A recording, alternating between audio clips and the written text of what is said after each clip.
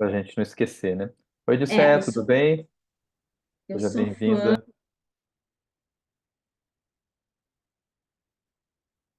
Ué, a Juliana caiu, é? Acho que já ela volta. Foi compartilhar a tela, acabou saindo da reunião.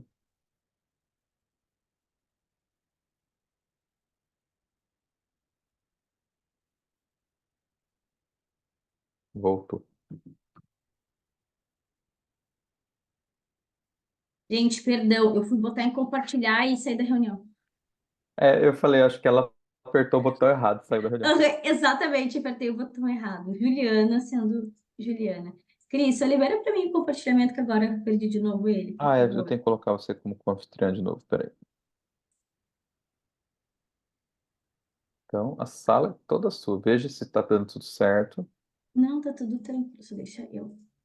Ah, agora foi. Beleza.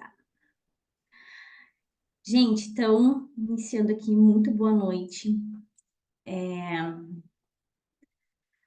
Poderia ser só um curso, assim, né, para a gente se conhecer, bater um papo, né? Mas eu quero primeiro, antes de qualquer coisa, agradecer o Cris. O Cris foi a pessoa assim, sabe quando tu tá realmente no meio do fogo cruzado e tu não consegue pensar para que lado que tu vai, o que que tu vai fazer? Foi exatamente. O Cris veio como um anjo, assim, falou, Ju, os cursos estão lá à venda nesse valor, o dinheiro está sendo revertido para vocês. Tipo, gente, sabe uma coisa que tu não conseguia? Eu não pensava, sabe? Tu não pensa, sabe? Eu não pensava. O Cris, assim, sem palavras para agradecer. Ele pegou, não, Ju, tá aqui o curso está sendo vendido assim, tá? E eu disse, meu Deus, muito obrigada, eu nem sei como te agradecer, né? Nos ajudou demais e está nos ajudando muito ainda. Então a gente fez esse encontro como uma forma de eu conhecer vocês e poder aqui online e presencialmente agradecer a cada um de vocês pela ajuda. Vocês podem ter certeza que vocês fizeram a diferença na vida de alguém. Isso é um fato. Vocês com certeza mudaram a vida de alguém com qualquer ajuda que vocês fizeram. E a ideia foi trazer, né, esse tema, que é a nutrição adequada na recuperação pós-catástrofe, trazendo também, assim, mais o que eu vivenciei aqui no Sul, né, da minha prática aqui, do que eu vi, do que eu acompanhei, e para dizer para vocês que, por incrível que pareça, por mais que a gente esteja no século XXI, a gente não está preparado para essas catástrofes. A gente não está preparado para essas estratégias, sabe? Essas tragédias, assim, a gente não está preparado. Porque quando aconteceu tudo, foi, e, claro, foi tudo muito rápido, a gente não teve tempo de pensar, de se programar, de organizar. E aí, quando as coisas começaram a acontecer, eu vou trazer casos para vocês que eu vivenciei. Eu tô vendo que tem alunas minhas aqui também que participaram na linha de frente, que vivenciaram também, que podem complementar. As pessoas começaram a ir para abrigos, aí começaram a se debater que não tinha comida, aí começaram a produzir comida, daí era muita comida, e a comida fora, tinha comida estragada, porque não tinha uma logística de comunicação em relação a isso. Até a gente conseguir estruturar. Então, a gente fez até forms, tinha o Google Forms, que o pessoal começou a fazer para ajudar. Ó, esse abrigo precisa de comida, esse abrigo precisa de tal coisa. A gente começou a direcionar melhor as nossas doações. Então, vou trazer para vocês aqui fotos, imagens reais do que aconteceu, do que eu vivenciei, e explicar para vocês o que realmente aconteceu aqui no Rio Grande do Sul. Eu sou gaúcha, eu moro aqui, eu tenho 38 anos, e eu nunca imaginei em toda a minha vida ver o que eu vi aqui. Nunca, nunca imaginei. Hoje até meu marido, a gente estava passando ali, eu moro na Zona Sul, então eu moro muito perto ao Rio Guaíba. E a gente passando pelo Rio Guaíba e dizendo assim, nossa, o nosso pôr do sol é lindo, né? E meu marido, é lindo, mas o Guaíba foi muito malvado com a gente. Eu disse, realmente, a gente nunca imaginou que uma imagem tão bonita, em um período ali de um mês, pudesse transformar um pesadelo para todo gaúcho. E foi isso que a gente viu, literalmente um pesadelo em relação a essas enchentes que aconteceram aqui, tá? Bom, quem comprou cursos de suplementações e se tiver alguma dúvida aqui no final, a gente pode tirar dúvidas do curso de suplementação, né? Podem perguntar, vai ser um prazer a gente conversar sobre aqueles cursos também. Eu, Cris, olha, Deus faz as coisas bem certinho, né? Eu, Cris, a gente tinha alinhado alguns cursos para lançar e aconteceu toda essa tragédia. E a gente se perdeu no caminho. E eu disse, o Cris falou, ainda bem que a gente não fez, porque eu não ia nem ter como fazer os cursos. Mas a gente estava com programas de cursos novos, bem atuais, sobre suplementação, focada em algumas queixas que foi para o Cris. Cris, agora deixa eu respirar um pouco, né? Retomar aqui, e aí a gente vai voltar e vai sentar. e vai fazer, né, os cursos para vocês ali bem mais atuais. Bom, gente, para quem não me conhece ainda, eu sou a professora Juliana Gonçalves, eu sou nutricionista, sou gaúcha, conheço o Cris desde antes da pandemia, nós trabalhamos juntos já em outros cursos, em outros eventos. A gente começou com cursos gravados em Londrina, daí veio a pandemia, a gente virtualizou tudo e a gente fez uma relação muito legal de trabalho, de trabalhar na mesma linha, assim, e conhecer o público que a gente está trabalhando. Então, eu sou Nutri, né? Eu sou docente, sou coordenadora do curso de nutrição aqui da Faculdade Estácio em Porto Alegre. A gente até, a minha instituição até me surpreendeu, né? Eles fizeram férias coletivas até para os alunos poderem se estruturar e retomar, né?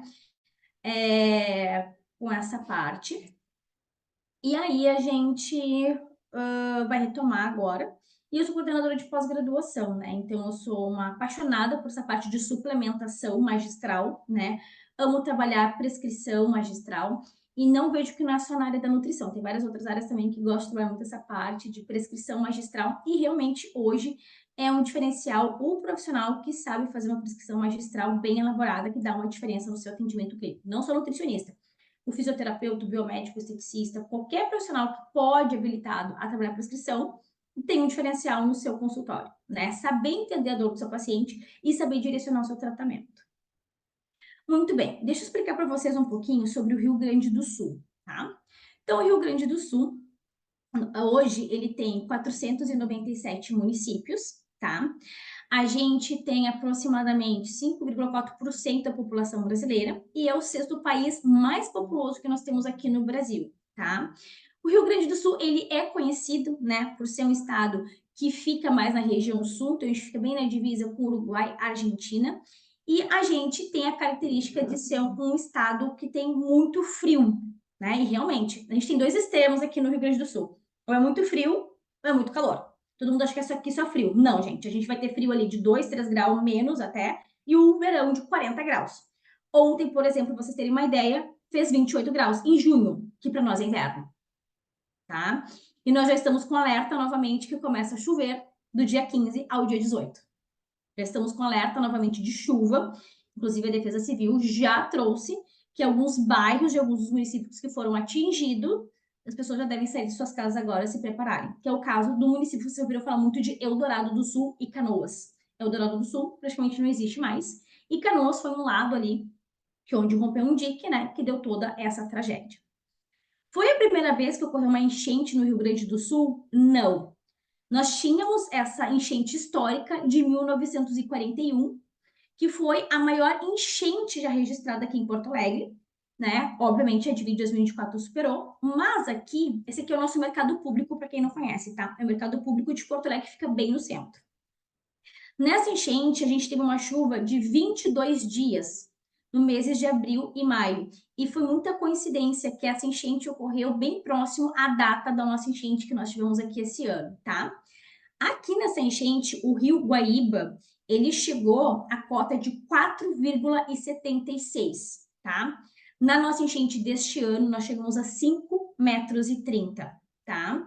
O centro aqui foi o mais atingido, tá? O centro ele ficou embaixo da água, tá? Pegou algumas regiões, mais bairros, como Centro, Navegantes, Passo da Areia, Menino Deus, mas não atingiu outros municípios, tá? Ele não atingiu outros municípios, tá? E então essa enchente, ela desabrigou, né? Inundou mais de 15 mil casas, teve mais de 70 mil pessoas desabrigadas, né? Um terço do comércio da região ficou, né? Embaixo da água e a água demorou 40 dias para voltar ao seu curso normal, tá? Só que aqui nós não tínhamos as estratégias, né, e o entendimento de uma enchente que a gente tem hoje em 2024, né? Então, mais de 80 anos depois, tá? Então, para fazer um comparativo para vocês entenderem, essa aqui é a imagem da enchente de 1941 e essa aqui é a mesma imagem do mesmo mercado público agora na enchente de 2024, tá? Então, agora, em 2024, né, a gente teve chuvas, não tanto que nem foi em 40, na década de 40, tá? Mas o nosso Guaíba chegou a 5,30 metros, tá? Então, a gente teve aqui quantidade de chuva, mais de 444 municípios reportaram danos, né, registrando situação de emergência. Nós temos, né, eles falam ali de mais de 800 feridos, tem ainda um grande percentual de desaparecidos e em torno de 150 mortos, né, que nós tivemos aqui, esses números vão mudando diariamente, tá? Nós ficamos muitos dias sem água e sem luz, tá?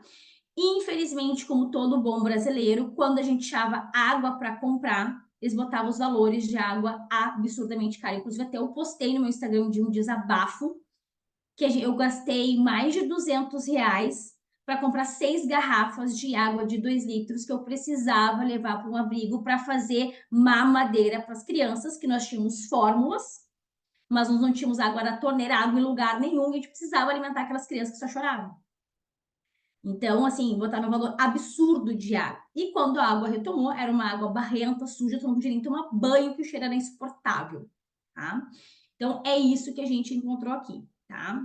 Então, a gente ainda tá passando por um momento bem difícil. Vocês podem ver que é uma água suja. Quando a gente entra nas casas agora para limpar, gente, o cheiro é insuportável.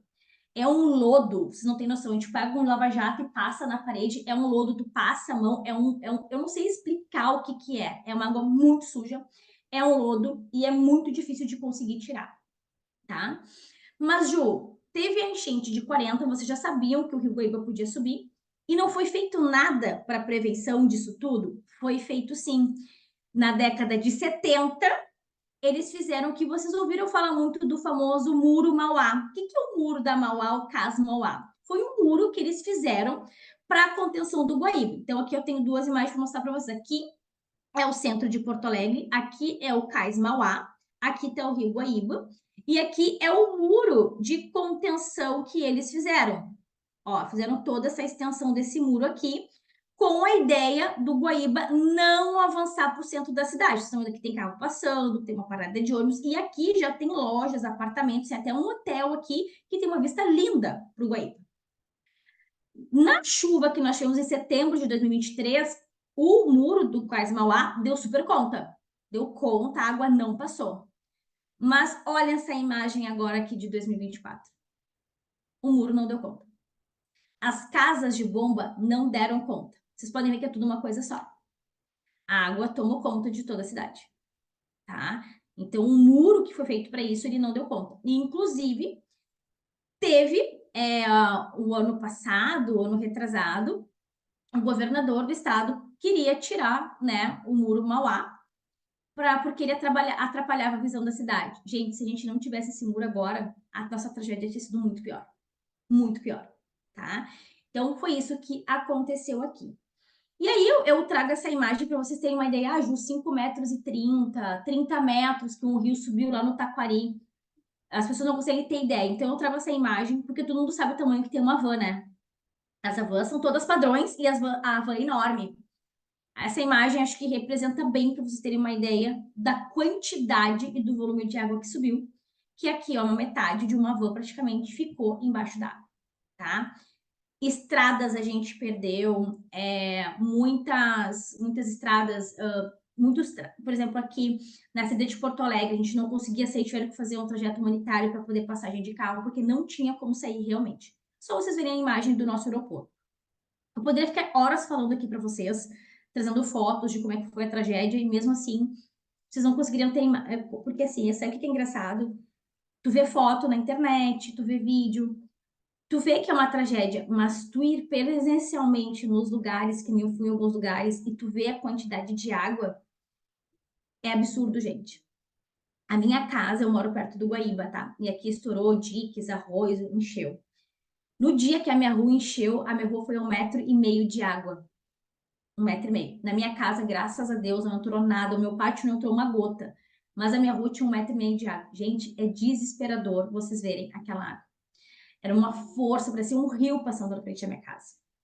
Era exército, era bote salva-vida, era barco, era helicóptero, e assim, é um pânico. Então, imagina o que as pessoas passaram. E aí, por incrível, interessante, quando eu fui pesquisar legislações fui pesquisar se tinha alguma coisa que trouxesse essa parte de catástrofes. Em março desse ano, ó, no dia 9 de março deste ano, muito antes de acontecer a nossa catástrofe aqui no Rio Grande do Sul, muito antes da gente imaginar que isso poderia acontecer, foi publicada essa reportagem no jornal que ele fala, né? Risco catastrófico global e segurança alimentar no Brasil. Estamos preparados? Então ele traz, né, essa reportagem dos riscos catastróficos que estão mais comuns no mundo todo. Eles falam da peste negra na Europa, da gripe espanhola, eles falam da Covid-19, trazem, né, o exemplo, até mesmo comprando com fome, falam, né, dessa parte toda. E aí, quando eu li essa reportagem que ele perguntou, estamos preparados? Já respondendo para vocês, não estamos. O Brasil não está preparado, o Brasil não tem nenhuma ação, alguma coisa padrão, algum projeto que esteja preparado, nem tenha um site que eles possam deixar inativado e ativar nesses momentos, a gente não tem nada. Tanto que vocês podem ver o que aconteceu com as doações, né? E é real, gente, tá? Ju, é mentira, não pode ter acontecido abuso em crianças e abrigos. Sim, aconteceu abuso em abrigos. Sim, aconteceu, é real. Ah, Ju, é fake news que tem abrigo só com crianças sem os pais. Não é mentira. É sim, porque eu trabalhei em abrigo somente de crianças desacompanhadas sem os pais, que os pais morreram na enchente ou que os pais estavam desaparecidos. Tá? Então, é real sim que essas coisas aconteceram. Ah, Ju, e o Pix do governo vai entrar para as pessoas? Agora sim, o Pix do governo vai começar a entrar para as pessoas que fizeram cadastro. Mas na hora lá que o circo estava pegando fogo, que as pessoas estavam chegando com fome nos locais, era o povo pelo povo. Não era nada do governo. Todos os abrigos que eu chegava para trabalhar, trazer doações, era a mesma informação. Não temos nada do governo, a gente não tem por onde começar. Então a gente começou a ajudar aí, tá? Então realmente a gente não está preparado para isso, infelizmente. E acredito que deveria ter um comitê, alguma coisa para essas catástrofes assim, pronto já, e ativar somente, sabe? Deixa tudo alinhado. Se acontecer em qualquer região do Brasil, tem uma equipe, tem um comitê, tem pessoas que estão preparadas para trabalhar à frente disso. Porque no primeiro momento a gente ficou tudo se batendo sem saber o que fazer primeiro, tá? Pensando em segurança alimentar, né? Nem todo mundo aqui é nutricionista, eu sei. A gente tem, né, o Conselho Nacional de Segurança Alimentar e Nutricional, que traz essa importância da alimentação nutricional adequada, né? Do cuidado até mesmo da higiene, da preparação dos alimentos, tá? E fala sobre o direito à alimentação. Eu vou até trazer umas fotos para vocês, que rolou alguns comentários na internet das pessoas, enfim. Gente, no momento de uma enchente, de uma catástrofe, a gente não separa, não é separado, né? Quem é rico e quem é pobre, quem tem condições, quem não tem condições. Era todo mundo junto no mesmo lugar. A comida era igual para todo mundo, né? Não tinha essa separação. Então, obviamente, pessoas que estavam acostumadas a comer salsicha, outras pessoas que não comiam salsicha, tá? Aqui a gente não tinha cozinha adequada para trabalhar e preparar quilos de comida, era tudo caseiro, a gente fazia das nossas casas, né? E outra coisa, acesso à carne, muitas vezes, proteína de origem animal ficou um pouco restrita por causa do custo também, que tudo começou a subir aqui no Rio Grande do Sul. Então, os enlatados, que muitas vezes a gente critica muito, é o que salvou muita gente aqui em relação a isso, tá? Então, o Conceia, ele traz algumas questões importantes, e tanto que em 2010 o direito à alimentação ele foi incluído, né, como direito social no artigo 6 da nossa Constituição Federal, que foi publicada no decreto 7272, né, que instituiu a Política Nacional de Segurança Alimentar e Nutricional, tá? E o monitoramento dessas legislações. Em 2011, que foi lançado o Plano Nacional de Segurança Alimentar e Nutricional, e o plano, ele traz, né, dezenas de ações e programas que abrangem as dimensões da segurança alimentar e nutricional, acesso à alimentação, fala da produção e da disponibilidade desses alimentos, tá? E aqui eu trago, então, algumas diretrizes, né, dessa política nacional da segurança alimentar e nutricional. No entanto, essas diretrizes que a gente está falando, esses conselhos, essas indicações de segurança alimentar, são feitos para o nosso dia a dia, não por um período de catástrofe, de tragédia, não são elaborados para este momento. Tá? Então, a gente não tinha isso e realmente a gente lidou com a escassez tanto de alimentos quanto de dinheiro para comprar os alimentos e também pessoas para produzir esses alimentos. Porque quando eu tive a ideia de produzir comida aqui em casa, eu não tinha ninguém treinado, a única nutricionista era eu, né? Era touca de banho, porque eu não tinha touca para todo mundo aqui em casa, não tinha, era touca de banho que as pessoas botavam no cabelo, era touca, sabe? Era o que tinha que a gente fazia. E muitas vezes os guris ficavam até sem, os meninos ficavam até sem touca, né? Não tinha o que fazer, né? E aí, tipo, a gente fazia 150, 300 marmitas por dia, então era 15 quilos de arroz. Eu não tenho uma panela na minha casa para 15 quilos de arroz. Então, a gente tinha que ir produzindo em panelas pequenininhas, tirando as panelas, né? E depois reaquecendo o arroz. E quando eu terminar de usar os 15 quilos, o primeiro já estava frio, né? Então, a gente tinha todo esse esquema de fazer isso. Aí, vamos fazer o quê? Vamos fazer galeta na churrasqueira. Vamos botar lá 150 pedaços de frango na churrasqueira e vamos fazer um molho, vamos fazer junto. Então, começamos assim, nessa forma. Aí era uma linha de produção, né? Cada um fazia uma coisa diferente. E até a gente ajustar e o pessoal entender, e eu fazer os cálculos, não, é tantas gramas de arroz aqui, sabe? Até ajustar tudo isso, demorou, mas foi tudo feito caseiro em casa, né? Eu não tinha uma cozinha grande para poder ir. Eu pedi até mesmo para Estácio se eles me emprestavam a cozinha da faculdade. Só que a faculdade fica no centro. Não tinha como eu chegar no centro para usar a cozinha da faculdade, porque lá eu tinha cozinha, tipo, mas eu não tinha como chegar, eu não tinha acesso até lá, porque ela fica no centro. Então a gente não tinha acesso, então a gente fez de casa mesmo, né? E todo mundo se ajudando, cada um fazia um pouquinho, cada um se doava como podia. Ju, eu não posso aí te ajudar a fazer o arroz, mas eu posso ir te ajudar a levar, ou eu posso sempre comprar tal coisa, eu posso te ajudar com o Pix. E assim a gente foi trabalhando. Claro que quando a gente fala de alimentação saudável, né, a gente vai ter várias diretrizes, várias noções de alimentação saudável, e a gente pensa, obviamente, num prato bem estruturado, né? Carboidratos, vegetais, proteína animal, proteína vegetal. Isso é lindo. Hoje a gente pode ofertar isso para as pessoas. Mas na época eu não tinha como ofertar isso para as pessoas, porque eu não tinha outra, gente. Como é que eu vou cozinhar feijão? O feijão fermenta muito rápido, né? A carne, proteína animal também. Então, muita gente utilizou muita coisa mais industrializada aqui, porque a gente não tinha onde comprar. Por que que aconteceu? Muitas das empresas que vendem os alimentos no mercado estavam embaixo da água, né? A gente tem, por exemplo, vocês devem conhecer quem tem alguém com intolerância à lactose, a gente tem a Alvebra, é uma das empresas que mais produz produtos à base de soja, é aqui no Rio Grande do Sul, que fica na cidade de Eldorado do Sul. A Alvebra tem, né, tem os leite condensados, os chocolates, tem os cereais, tudo de base de soja. A Alvebra ficou embaixo d'água. Então, esgotou os produtos para intolerantes. O nosso maior desafio foi pessoas intolerantes, com alergia e intolerância alimentar, e criança autista, com seletividade alimentar. Até aconteceu de um abrigo aqui perto, que tinha duas amigas minhas ali trabalhando, elas botaram assim, a gente precisa de maçã e banana, porque eles tinham uma criança autista que só comia maçã e banana. Gente, onde é que eu vou tirar maçã e banana? Não tinha. Aí comecei a colocar no Instagram e as pessoas disseram, Ju, aqui perto da minha casa tem maçã e banana. Eu disse, compra pra mim, vou te fazer um pix e eu vou ir na tua casa buscar maçã e banana. Aí ela comprou o que ela conseguiu comprar de maçã e banana. Fui no abrigo e entreguei para as meninas, ó, eu só consegui esse maçã e banana. Elas, Ju, essa criança tá 3 dias sem comer praticamente nada, porque ela tem seletividade alimentar, ela é autista, ela só come maçã e banana.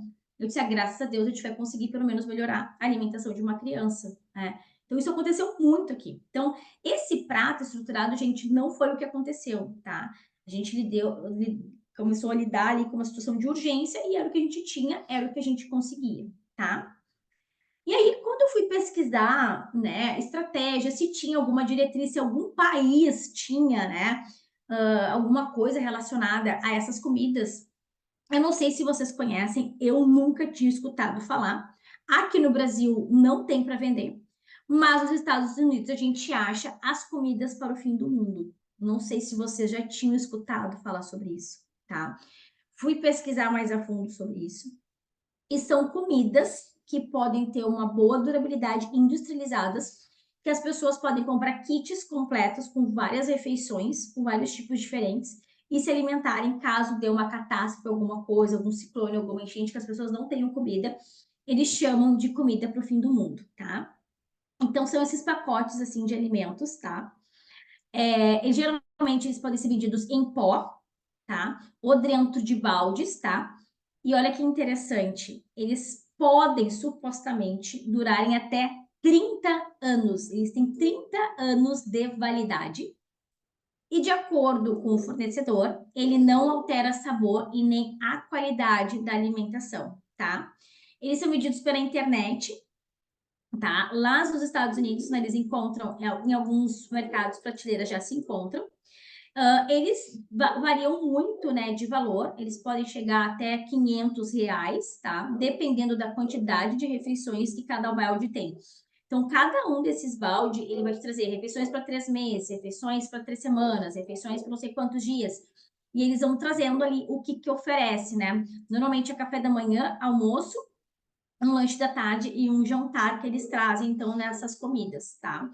Então, hoje já tem, né, essas comidas para o fim do mundo, tá?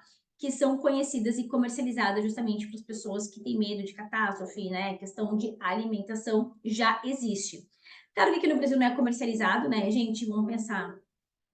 Uma comida que tem durabilidade de 30 anos, né? Claro, não vamos criticar, porque no momento da tragédia, da fome, se é o que tiver, é o que as pessoas vão ter que comer. É o que a gente vai ter que oferecer para as pessoas, tá? E aí, tudo isso vem a calhar com a nossa tragédia, né? Que foi o que aconteceu aqui. Então, achei, né, a gente. Até eu trouxe esse do dicionário, porque a minha filhada de 7 anos, ela perguntou para mim: Tadinha, mas o que é tragédia? Eu não tô entendendo, vocês estão criança, vocês estão aqui, o que é uma tragédia, né? E aí eu pensei realmente, né? Daí eu fui explicar para ela, e aqui eu gostei que ele traz, né? Que a tragédia são acontecimentos, né? Trágico, terrível, né? Desgraça, incluindo enchente, né? Que enchente é uma tragédia, né? E uma enchente onde as cidades entram mais de 5 metros de água é uma tragédia. Então, como é que aconteceu, tá? As chuvas começaram aqui em torno do dia 28 de abril, começou as chuvas. Ela chegou primeiro na região do Vale do Taquari, que é aquelas cidades de Mussum, que você ouviram falar, Roca Salles, que não existem mais, né? Lajeado. E, obviamente, o rio Taquari subiu muito e essa água ela desce, né, do interior para a capital, que chega aqui em Porto Alegre, tá? E aí pegou a região metropolitana também, que passa o Rio Guaíba. Porto Alegre, Eldorado do Sul, Canoas, Cachoeirinha ali, que foram as cidades mais atingidas, tá? Mas as pessoas não saíram de casa a tempo. Gente, as pessoas não saíram de casa porque elas não acreditaram que isso poderia acontecer. Nunca ninguém imaginou que isso iria. Eu nunca imaginei que isso iria acontecer. Então, eu trouxe para vocês mais imagens reais, tá? Aqui dos primeiros socorros, aqui era uma cidade que a água tomou conta, porque tem muitos barcos, caiaques, tinham jet ski.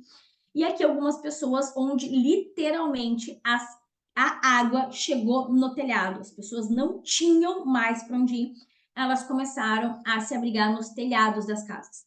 Só que eram muitas pessoas para serem socorridas, muitas. Então, tinham pessoas que ficaram dias, não é horas, dias esperando socorro nos telhados das casas, tá? Barcos têm limite de peso de pessoas, assim como os helicópteros também. Então, era muita gente para ser socorrida. E também tem aquela questão assim: muita gente não saiu de casa, tá? Muitas pessoas criticam, né? Mas são bens materiais. Gente, não é só bem material, não. As pessoas trabalharam a vida inteira, né? As pessoas dedicaram seus tempos, seu trabalho, tudo para conquistar aquele espaço. E aí, do nada, vem a água e leva tudo, e as pessoas perdem praticamente tudo, né? Então, não vamos dizer que são só bens materiais, é muito mais que isso. Teve casos que eu vi de uma senhora chorando que ela perdeu todas as fotos que ela tinha, né? Então, tem empresas hoje tentando, não joga fora, não joguem fora, vamos tentar recuperar tudo isso.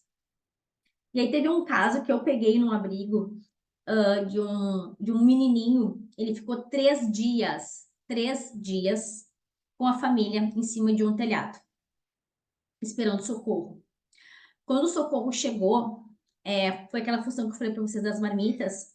As marmitas chegavam nos lugares, só que, tipo assim, as pessoas queriam ajudar, mas elas não se preparavam em colocar em embalagem térmica ou em botar em alguma, sabe, algum cooler, alguma coisa assim, as comidas não chegando. E esse menininho chegou num abrigo, teve ali o primeiro atendimento, e aí foram dar para ele uma marmita. Imagina, ele estava com muita fome. E a comida estava estragada. A comida estava estragada e ele passou muito mal. E ele vomitava muito no abrigo. E aí eu estava desesperada atrás de uma pediatra que pudesse me atender online para me ajudar, para ver o que, né, precisava para o menino. A gente conseguiu uma pediatra, ela fez o atendimento e tudo, medicou ele, nos passou toda a medicação certinho, pro peso, para a idade dele, para que a gente pudesse melhorar. Então, aconteceu isso sim, tá? Aconteceu sim de ter comida estragada. Infelizmente, não foi por mal das pessoas, né? Ninguém foi lá doar comida estragada, ou, né, não sabia. Porque as pessoas faziam e não colocavam ali horário, nem data, né? Então, a gente não sabia de quanto tempo era essa comida. Aqui em Porto Alegre, isso aconteceu ali no dia, foi bem no início de maio, depois do feriado, né? O feriado para nós foi bem preocupante, mas foi no sábado, dia 4 de maio, que a coisa ficou complicada para nós aqui. E foi daí, eu tive que sair da minha casa também nesse dia 4 de maio, e fiquei 10 dias na casa dos meus pais pelo risco de inundação que tinha aqui onde eu morava, onde eu moro, né? E aí eu chorei domingo o dia todo, tá? Chorei, vou ser pra vocês assim, eu chorei domingo o dia todo, assim, desesperada na minha casa, não sabia o que aconteceu, quanto água subiu na minha casa e eu caí na casa dos meus pais. E aí na segunda-feira de manhã eu acordei, olhei pro meu marido e falei assim: tá, agora chega de chorar, vamos fazer alguma coisa, vamos ajudar. E meu marido como? Eu disse: não sei como ainda, mas a gente vai fazer alguma coisa. Aí chamei a minha irmã e disse: vamos fazer alguma coisa, a gente precisa ajudar essas pessoas de alguma forma, não sei como ainda, mas vamos ajudar. E a gente pegou do nosso dinheiro mesmo, ali do nosso bolso, no primeiro momento, e a gente começou a produção de sanduíches em casa, tá? Na casa da minha irmã, inicialmente, justamente para levar para esses locais onde as pessoas chegavam, né? E precisam comer uma coisa rápida, que não fosse comida que estragasse. Então a gente começou a produzir para fazer que é uma coisa bem caseira mesmo. A gente tinha o que tinha de toquinha, a gente usou. E a gente começou a enrolar o sanduíche, a gente colocava o que tinha no sanduíche, né? Colocava a data, depois a gente botava eles numa outra embalagenzinha que deve ter alguma foto, que a gente botava dentro de um saquinho, daí com horário. A gente botava um sanduíche, um suquinho, ou uma bebida láctea ali, né, para criança, tipo um todinho, assim, um bolinho ou uma bolachinha salgada e fazia um kitzinho para as pessoas comerem imediatamente. Então a gente descrevia o que tinha, né, para as pessoas saberem, e eu colocava algumas frasezinhas assim, né, para as pessoas, como forma de tentar acolher elas ao máximo, né, em relação a isso, tá? Então aqui é os saquinhos que eu falei, ó, a gente botava tudo isso dentro do cooler, né, para ficar bem armazenado e levava nos lugares que a gente já sabia que precisavam dessas comidas, né? Então a gente produziu, olha, sinceramente, eu não sei dizer para vocês quantos sanduíches a gente produziu. Não tenho ideia de quantos kits a gente produziu. E aí, meu marido, conversando com os amigos dele, tá, temos que fazer mais, temos que fazer mais, vamos fazer mais. Aí a gente começou a arrecadar verba na internet. As pessoas começaram a nos ajudar, começaram a nos trazer coisas. E aí a gente começou a produzir almoço, tá? Em casa. Como eu estava fora de casa, porque a minha casa ficou fechada há 10 dias, a gente foi para casa dos amigos do meu marido. Aqui você pode ver, tá todo mundo sem touca mesmo, porque era o que tinha quando a gente começou a produzir. E a gente produzia arroz, frango, a gente fazia um galeto assado e botava um molhinho vermelho por cima. Aqui a gente fez 150 marmitas nesse dia, tá? O complicado de produzir produtos de origem animal, né, como carne, embutido, é que eles podem ficar fora de refrigeração por no máximo 30 minutos, né? Então eu tinha que ter toda uma lógica de preparar a comida e ter o local certo para levar e servir já imediatamente aquela comida, sabe? Então a gente também teve daí a gente começou, das pessoas começaram a ver a nossa ajuda nas redes sociais e começaram a entrar em contato: Ju, eu preciso de marmita, né? Por exemplo, o primo do meu marido é pastor de uma igreja lá, e aí ele abriu a igreja para acomodar as pessoas, então a gente sabia diretamente onde levar e o que precisavam. Então a gente começou a trabalhar nesse sentido, né? Começou a organizar melhor essa parte da alimentação. Então a gente produziu marmitas, e aí as marmitas a gente levava quentinha, né? Então a gente produzia, botava data, horário, enfim, e aí chegava e entregava as marmitas, a gente levava a marmita e levava garfo, faca, levava colher, levava guardanapo, né? A gente conseguia comprar suquinhos e alguns a gente priorizava para as crianças esses suquinhos, né? E a gente começou a aperfeiçoar, daí as pessoas começaram a ver o nosso trabalho e começaram a nos ajudar. Então, quando a gente conseguia, ó, a gente fazia até um mimozinho, né? A gente fazia um mimo para as pessoas, assim, para elas se sentirem mais acolhidas. Então, a mãe de uma amiga minha que é confeiteira, ela me ligou, Ju, disse, Ju, eu quero ajudar. Eu fiz uns cupcakes aqui para te levar de sobremesa. Então, ela fez uns cupcakes de chocolate e ela colocou exatamente as cores da bandeira do Rio Grande do Sul. Então, quando a gente chegava nos lares, né? Aqui tem uma foto, por exemplo, a gente chegava para entregar o jantar, a gente entregava a marmita, né? Aqui, se não me engano, tinha massa com carne moída e molho. E a gente entregava, né, com o cupcake, né? Entregava para as famílias ali, né? Então, tipo, que é uma igreja que não tinha preparo nenhum para isso, né? Preparo nenhum, imagina uma igreja. E a gente entregava a comida ali com a marmita. Salada não tinha como, gente, porque lembra que eu falei, nós estávamos sem água. Eu não tinha nem como higienizar a salada para levar. Então não tinha como a gente fazer salada, tá?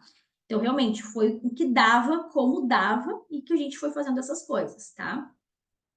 Depois que a gente organizou melhor os horários de entregas de marmitas, enfim, a gente conseguiu se organizar nisso, onde prepara, a quantidade que prepara, o que, que vai preparar, a gente também procurava trocar o cardápio, né? Para fazer todo dia a mesma coisa para as pessoas comerem também dentro dos abrigos, tá? Aí começaram a pedir pedidos de coisas específicas. Por exemplo, esse é um abrigo somente para crianças e mulheres que tinha um gurizinho que estava fazendo 5 anos. E aí pediram para nós se a gente poderia ajudar a comprar alguma coisa e tal para contribuir para o aniversário dessa criança de 5 anos que estava no abrigo. E aí a gente foi para as redes sociais. E aí essa mãe da minha amiga que tem uma confeitaria, ela fez toda a festa pro menino. Ela fez bolo, ela fez docinho, ela fez salgadinho. Então aqui a gente pôde alegrar a vida de uma criança de 5 anos e várias outras crianças, né? Então as coisas que filhinhas, né? Para comer, para cantar parabéns, né? Então aquela situação a gente conseguiu deixar um pouco mais leve para aquelas crianças. Ah, Ju, mas não teve nada nutricionalmente correto. Não, não teve nada, porque eu precisava dar um conforto para essas crianças. Eu precisava alimentar essas crianças, fazer essas crianças felizes. E essas crianças, elas comem isso em casa. Então, muitas vezes eu tive que deixar meu lado nutricionista de lado para fazer alguma coisa que confortasse, um comfort food para essas crianças, para essas famílias. E a gente também conseguiu fazer uma alimentação para o Dia das Mães. A gente fez um café para o Dia das Mães, né? Essa mãe dessa minha amiga também nos ajudou. Ela fez esses merengues em formato de rosa, ela fez uma cuca, ela fez bolos, fez salgados. A gente comprou suquinhos assim para dar, tinha café, tinha chá e fez suquinhos assim para a gente fazer. Então a gente fez num dos amparos que a gente trabalhou, a gente conseguiu fazer um café especial para o Dia das Mães, né? Para as mães se sentirem mais acolhidas também, né, em relação a isso. Então, no meio da pandemia, fui convidada para fazer essa reportagem aqui sobre cuidados na preparação, armazenamento e distribuição de marmitas, né, aos atingidos da enchente. Então, me chamaram aqui, uma rede de jornais da internet me chamou para dar meu depoimento, né, em relação a isso, sobre o preparo das alimentações, dessa distribuição no período de enchente. Então, tudo que a gente estava fazendo, né, ou tentando fazer, eu tentei trazer para eles, né, do cuidado, né, do local, da preparação, da higiene do local, e também a questão de cuidar a alimentação, né, antes de dar alimentação, tentar pelo menos conhecer se aquela pessoa é hipertensa, se ela é diabética, se tem uma alergia, uma intolerância alimentar, porque a gente poderia até mesmo prejudicar a saúde daquela pessoa.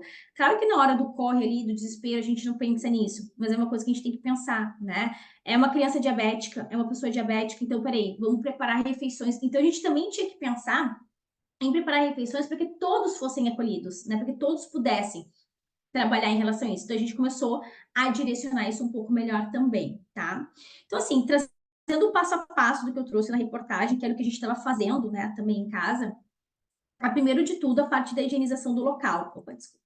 Higienização do local, né? Então, tipo, eu falei para vocês, a gente não tinha touca para todo mundo. Então, alguém usava touca de banheiro, de banho, outra pessoa usava touca de tecido, às vezes ficava sem touca mesmo, né?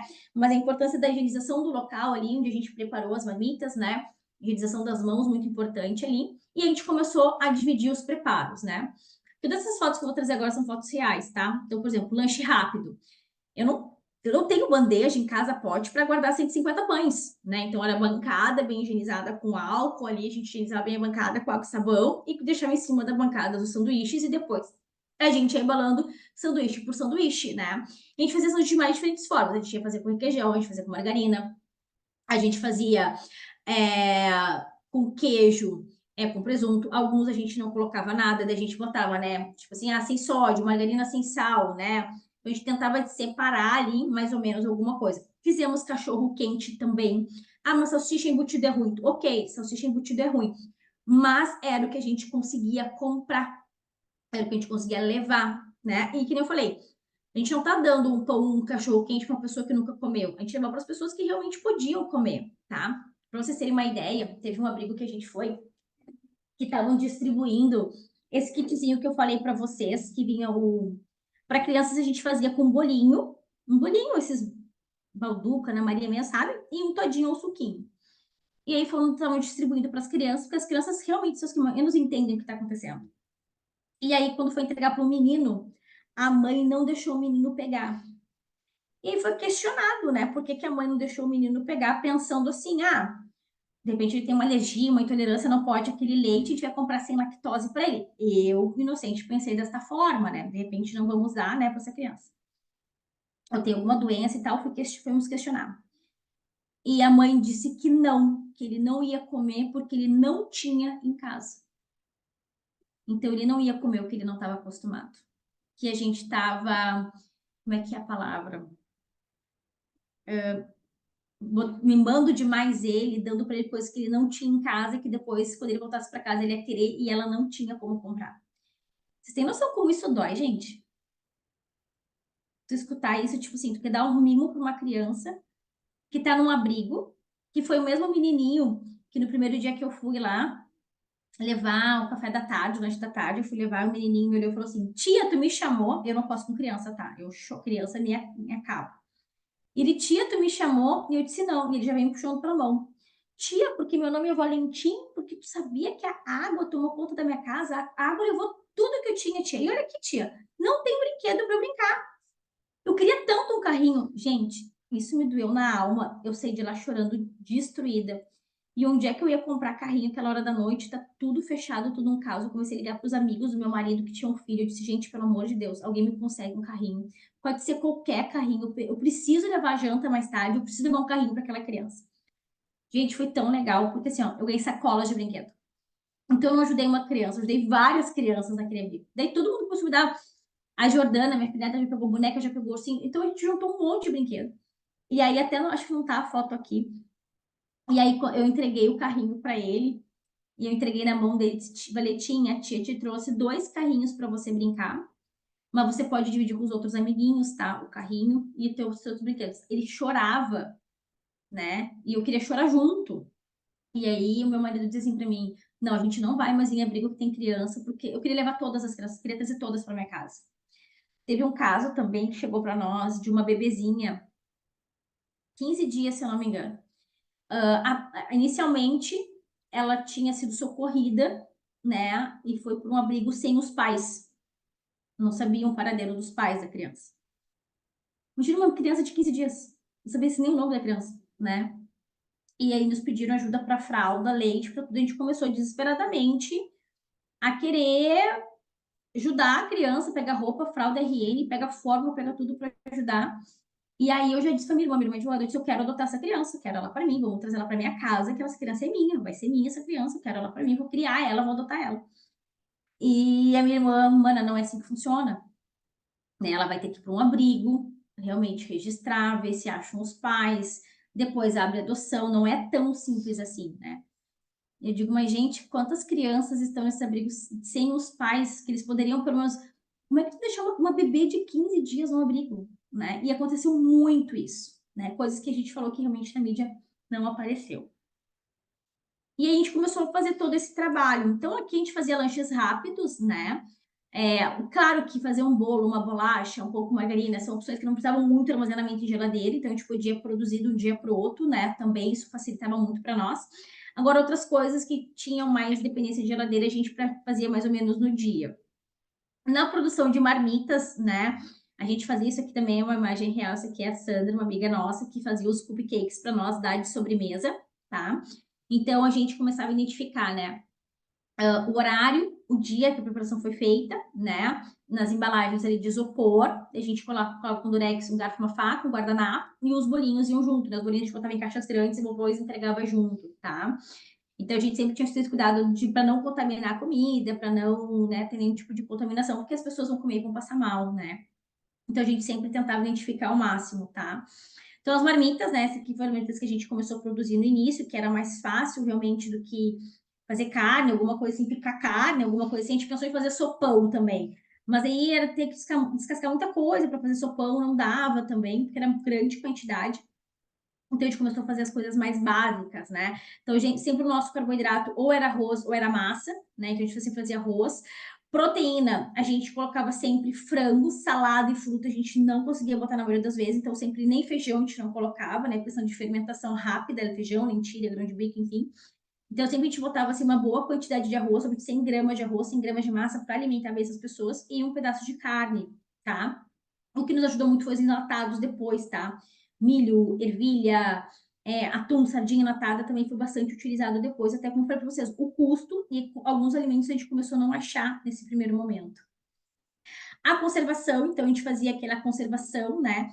Então, de origem animal, a gente cuidava o prazo para entregar até 30 minutos para as pessoas produzia e já saía logo imediatamente para entrega. Ovo é uma boa opção de proteína, né? Ele dura até 24 horas sem refrigeração. O problema também era encontrar ovo em grande quantidade. Por que que aconteceu? Começou a faltar. Quando a gente ia nos mercados, gente, parece cena de filme, né? Era contado, era uma bandeja de ovo por pessoa, era uma caixa de leite por pessoa, sabe? Era um fardinho de água por pessoa. Então, imagina, eu tinha que fazer 150 marmitas, não tinha como eu fazer com uma caixa de ovo. Então, isso aconteceu também aqui, esse fracionamento de alimentos.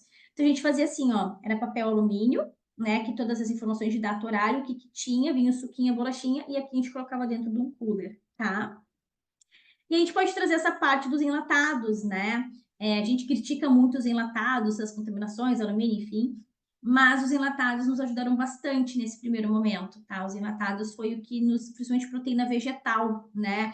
Milho, ervilha, a gente utilizou bastante enlatado, né? Sardinha, porque dava para fazer uma massa com sardinha, dava para fazer coisas bem diferentes, assim, tipo um arroz colorido, sabe? Um arroz com frango desfiado, com molhinho, com milho, com ervilha, uma massa, né? Com ervilha, com milho, com molhinho, sabe? Então começaram a ser feitas coisas assim, que a gente achava facilmente, né? E que foi o que a gente conseguia verba para também manter, né, essa quantidade de marmitas que a gente produzia. Porque, gente, foi muita comida, tá? Eu nunca imaginei na minha vida fazer 15 quilos de arroz por vez, assim, tá?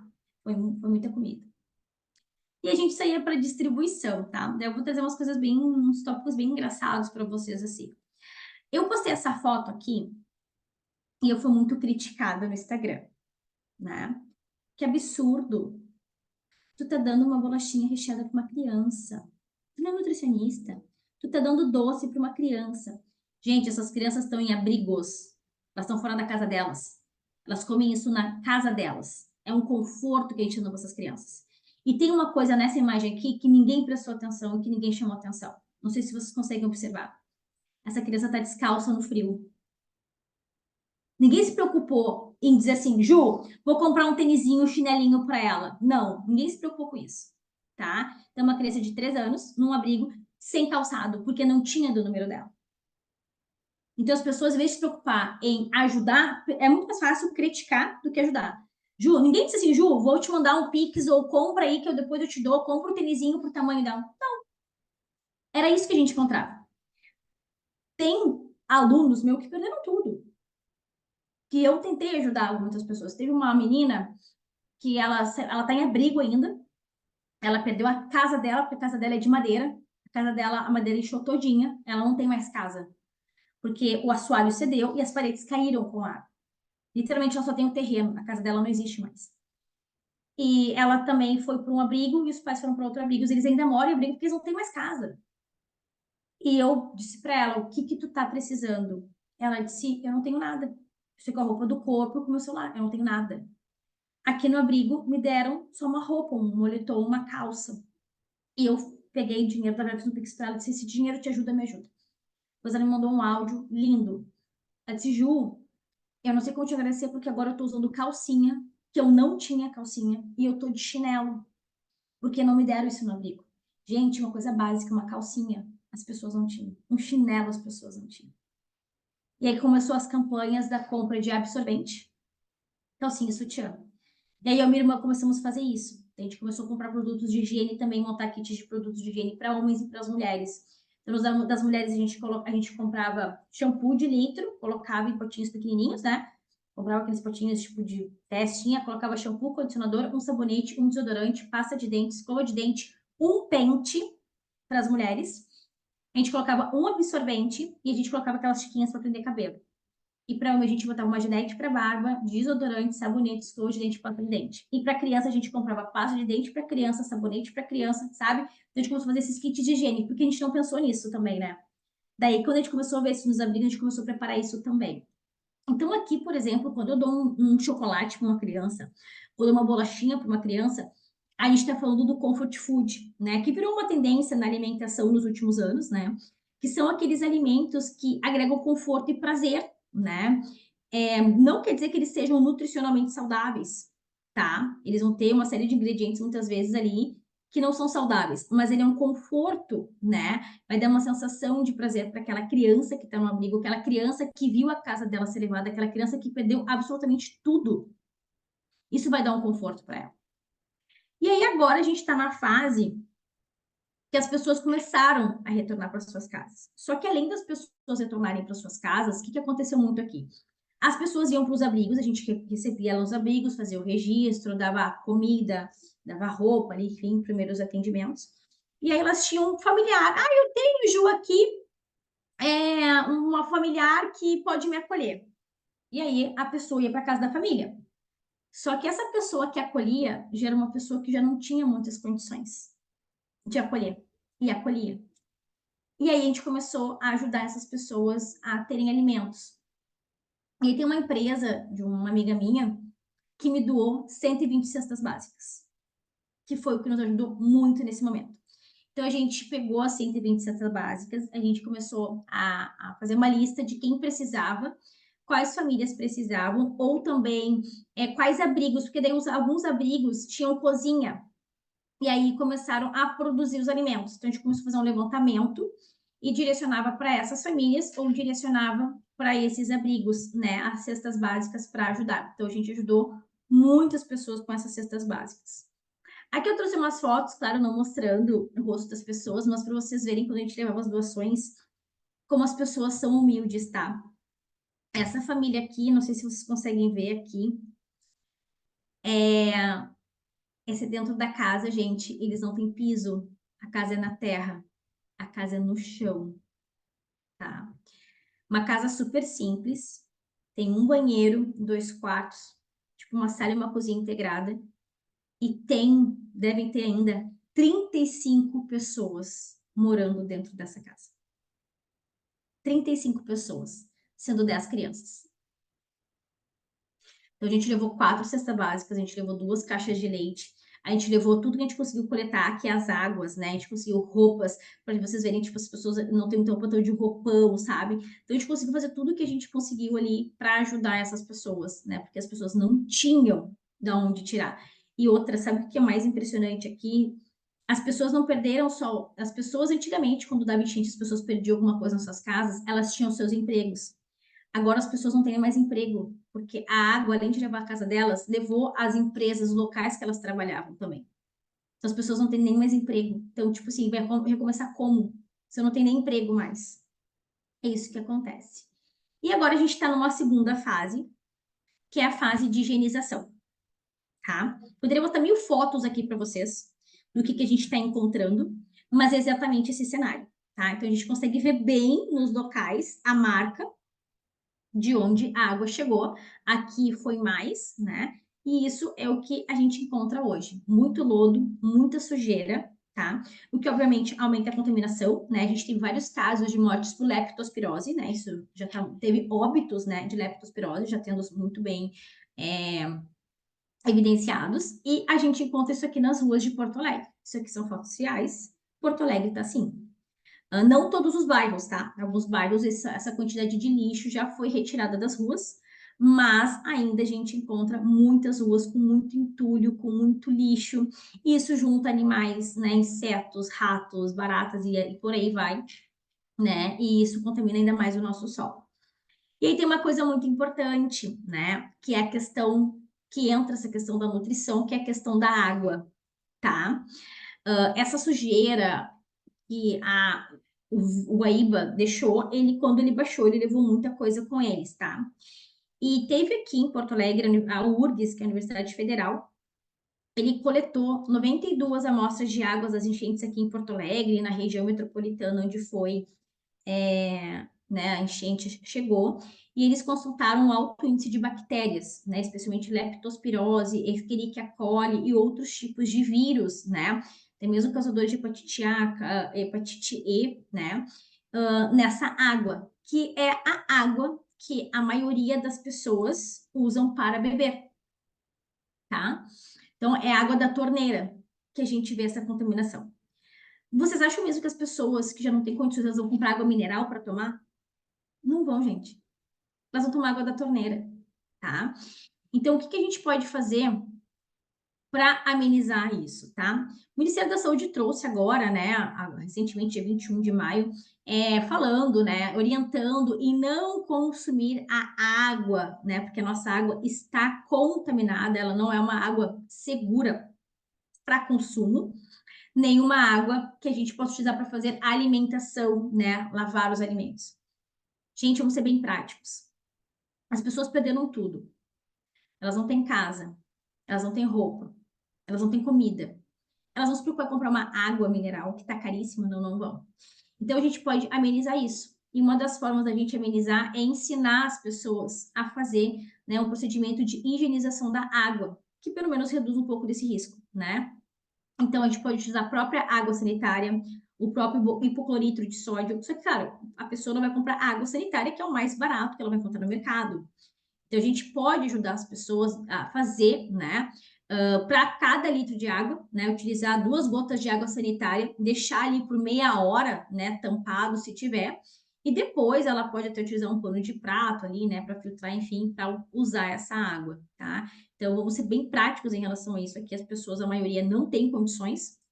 Então, a gente tenta amenizar isso, né? Fazendo essa própria higienização da água, tá? Estou trazendo aqui algumas orientações, né, sobre cuidados com os alimentos, né, após a enchente. Então, muito importante, né, as pessoas querem pegar, Ju, na minha casa entrou água ali, mas eu tinha um pacote de arroz fechado, um pacote de feijão fechado, né? Dá para usar? A recomendação é que não se use, né, porque pode ter ali um contato, uma entrada com a água, com a sujeira e tal, isso pode levar a uma contaminação. Então, eu sei que é muito fácil a gente falar, vamos desprezar a comida, jogar fora. Mas é que pode, não dá nada, mas pode botar em risco a saúde das pessoas também, levar caso de leptospirose, isso pode levar a um óbito também, tá? Então tem que ter muito cuidado em relação a isso. Mas qual é a nossa realidade, tá, gente? O que acontece aqui no Sul?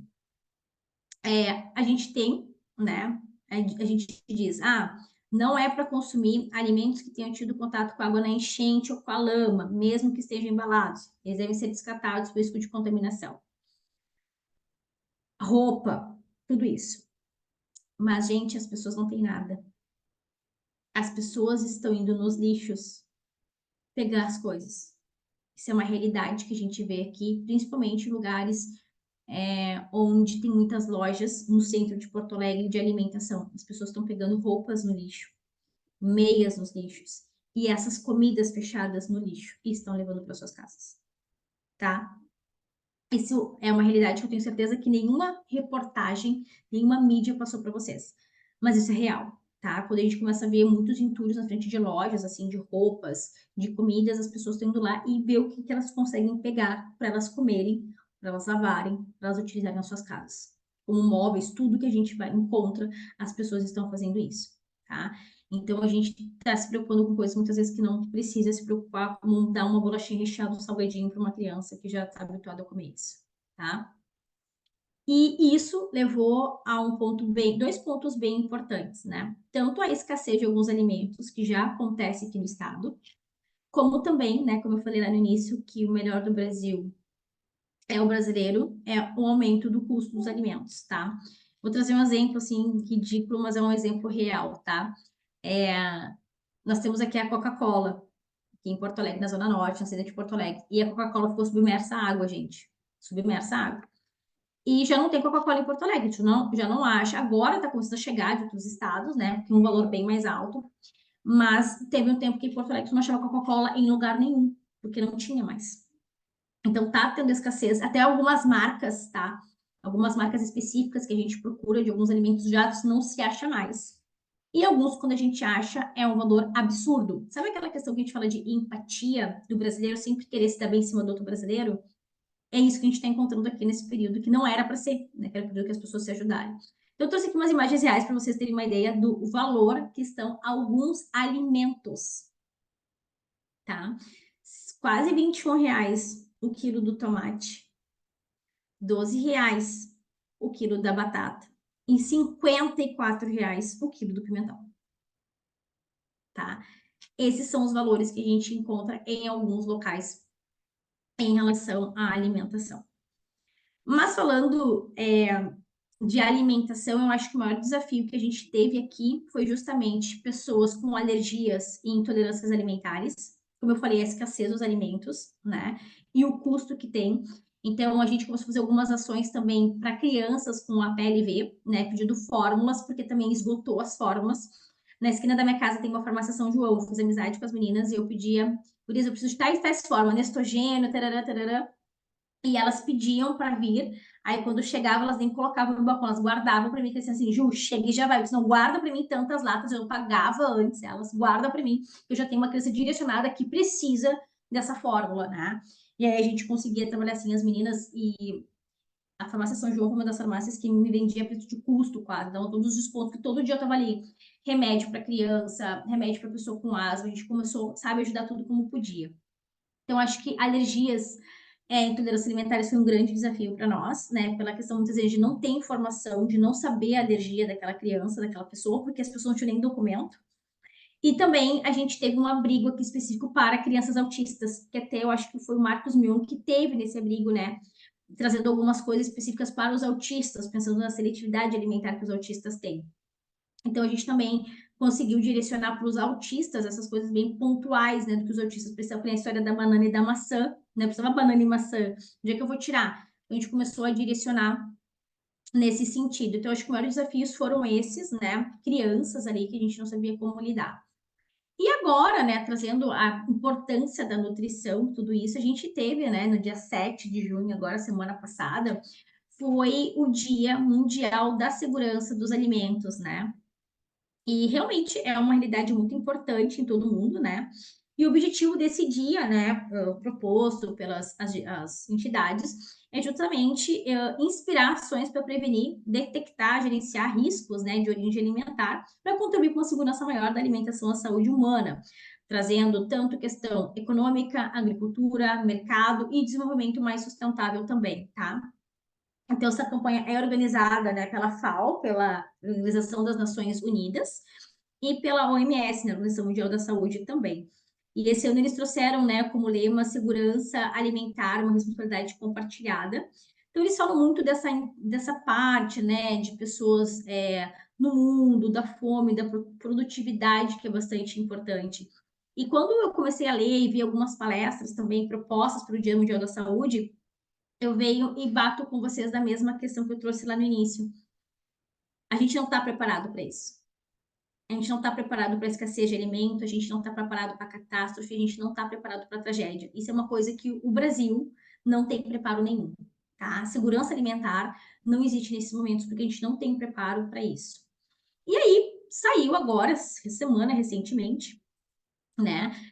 Tem essa PL, esse projeto, né, de lei de 2024, né, que está tramitando na Câmara dos Deputados, que ele traz ali algumas questões de obrigatoriedade de áreas de atuação nas tragédias, né, e ele dispensa a participação obrigatória do profissional nutricionista na supervisão e na distribuição de alimentos em situações de emergências e calamidade pública, né? A gente está falando exatamente aqui, nutrição adequada, recuperação pós-catástrofe, segurança alimentar, né? E, gente, como é que em momento de crise, né, tem uma vulnerabilidade muito grande da população, tem escassez de alimento, tem escassez de recurso, né? É fundamental que o profissional nutricionista ele esteja presente para tentar garantir um pouco a segurança alimentar, né, e a qualidade da alimentação dessas pessoas, né? Então, a retirada da obrigatoriedade dos nutricionistas nesse cenário coloca em risco a saúde pública, né? E vai contrariar aquelas diretrizes fundamentais já estabelecidas que nós vimos ali anteriormente, né? Então, de acordo com os dados que nós temos aqui do Estado do Rio Grande do Sul, né, são quase 2.000 nutricionistas, né, que se inscreveram naqueles programas de voluntariados na enchentes que teve aqui no Rio Grande do Sul. Então, tem nutricionista que trabalhou muito na frente em relação a isso. Tem nutricionista que viu exatamente o que eu estou dizendo para vocês. Tu não tem onde preparar, tu não tem recurso, tu vai trabalhar com o que tu tem. E aí, como é que eles vão fazer uma PL que dispensa um profissional que vai garantir, pelo menos, a segurança dessa alimentação, que não tenha contaminação? Como é que eu vou dar uma alimentação contaminada para uma pessoa que está 3 dias sem comer em cima de um telhado, ou uma pessoa que chegou lá louca de fome? Né? Como é que eu vou montar um cardápio? Eu não tenho feijão, eu não tenho carne, o que eu vou fazer? Como é que eu posso tentar cobrir essa necessidade nutricional? Então, trazendo para vocês que existe essa PL, está tramitando na Câmara, né? Espero realmente que eles revejam isso e possam, pelo menos, incluir, né, um nutricionista como um profissional importante, fundamental em relação a isso. Todos os profissionais são importantes. Muito psicólogo aqui é importante. Médicos, mas nutricionista aqui vai garantir essa questão que a gente está trazendo da alimentação adequada. Bom, são muitos desafios, né, para a gente. Eu acho que vai demorar muito tempo ainda para o Rio Grande do Sul voltar ao normal, né? Fala-se em chuva que eu acho que dificilmente algum gaúcho vai conseguir dormir uma noite inteira com chuva, né? Acho que começa a chover, o pessoal aqui já começa a estar em pânico. E agora começa a Defesa Civil trazer esse alerta de novas chuvas, as pessoas já começam a sofrer antecipadamente, né? Tanto que vai ter, por exemplo, nosso Transurb aqui, previsão de retorno de funcionamento só em 2025, né? O aeroporto só para dezembro vai voltar a funcionar. Então, eu acho que é esse o tempo também que as pessoas vão demorar para conseguir se organizar e voltarem ao novo normal, né? E a alimentação também, gente. A nossa produção de arroz, né? Como vocês viram, acho que é 70%, 80% da produção de arroz é aqui do Rio Grande do Sul, né?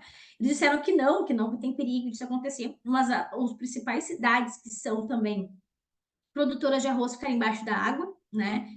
Então a gente sabe que são desafios muito grandes ainda pela frente, que a gente vai encontrar, que a gente vai ter, né? Infelizmente.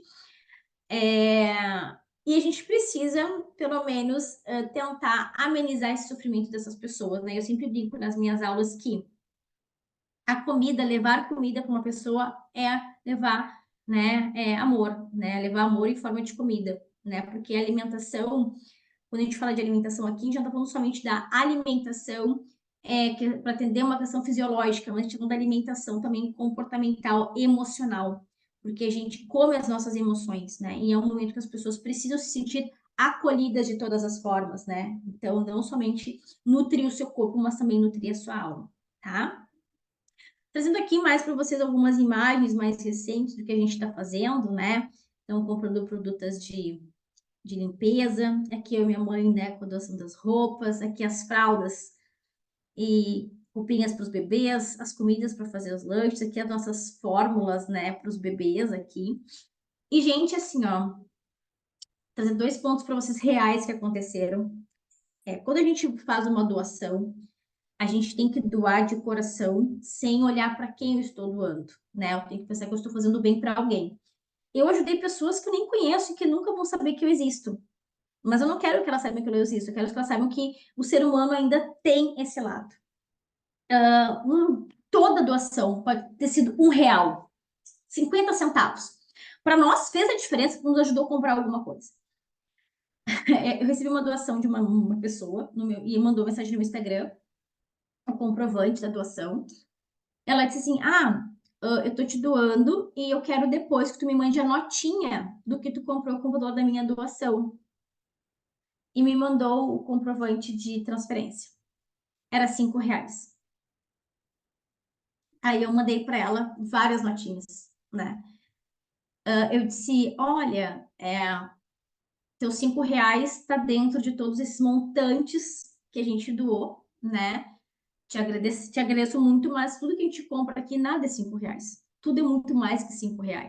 Mas te agradeço os R$ 5, pode ter certeza que ele fez a diferença na vida de alguém dentro desse montante aqui de doação que a gente está fazendo. E lembra a história que eu falei da guriazinha de 15 dias, que chegou no abrigo, sem os pais, acompanhado, que a gente começou a... Gente, o dia que eu vou comprar roupa para criança recém-nascida, porque onde eu compro é no centro, o centro está fechado, está embaixo da água, não tem como eu comprar, os shoppings estão fechados, não está chegando. Começamos a pedir doação de roupinha, de fralda, de mamãe, tudo. E as pessoas começaram a nos doar muita coisa para essa menina, muita coisa. Só que, gente, assim, ó, quando eu levo a doação para o abrigo que só tem crianças, eu não tenho como dizer assim, olha, essa roupa aqui, essa fralda é somente para aquela menina que chegou. Não tem como fazer isso, porque tem milhares de recém-nascidos na mesma situação. Vai chegar para ela, mas vai chegar para outros também. E um casal nos doou roupinhas, umas fraldas e umas formas. E perguntou para nós onde é que estava a menina. A gente disse, a menina está em abrigo tal. Só que quando é abrigos assim de menores desacompanhados, só entra quem tem cadastro, por causa daquela história que eu falei para vocês dos abusos que teve em abrigos. Então, tu não pode entrar, quero entrar para ver. Não, tu não pode entrar, tu tem todo o cadastro.